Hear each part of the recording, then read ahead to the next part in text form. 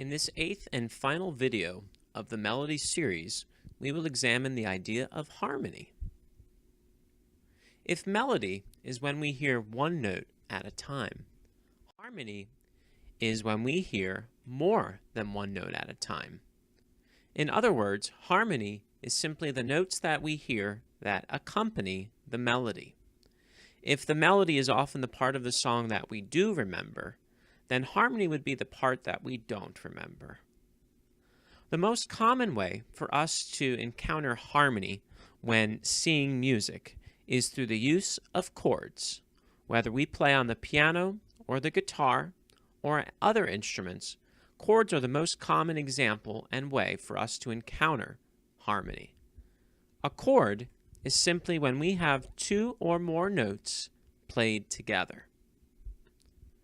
In the example here, we see harmony represented by the bass clef of the piano. In our right hand on the treble clef, we're playing the melody to Jingle Bells. However, our left hand is playing very simple chords to accompany the melody. While chords only need two notes, the most common way that we encounter chords is in groups of three, also known as a triad.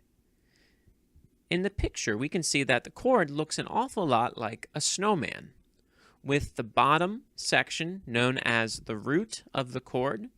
The middle section, we call that the third, due to the fact that it's a third higher than the root, and the top section known as the fifth, once again, because it is a fifth higher than the root. If I were to play each note of the chord separate, that is something known as an arpeggio.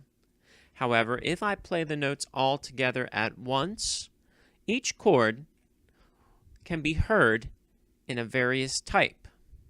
Some chords sound happy, and they are known as major chords or major triads. If a chord sounds a little sadder, that would be a minor chord, just like it was a minor scale when we heard a sad sound.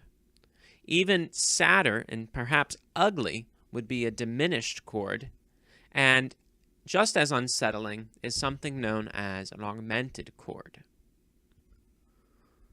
If I didn't want to use chords, there are other ways that I could show harmony within a song. To add harmony to a song, I could first try and play something known as a round. In this, we would divide into two sections, each playing the same song but at different times. You'll see that there are two circles here, 1 and 2, and that would represent when each group would start to perform. So the first group would start right at the beginning, and as they play through the song, once they reach the circle 2, that would now instruct the second group to play at the beginning, so that they were several measures behind. Another way that we can create harmony is through the playing of duets. Here, we have two different groups again. However, unlike the round, each group is playing at the same time, but playing different notes.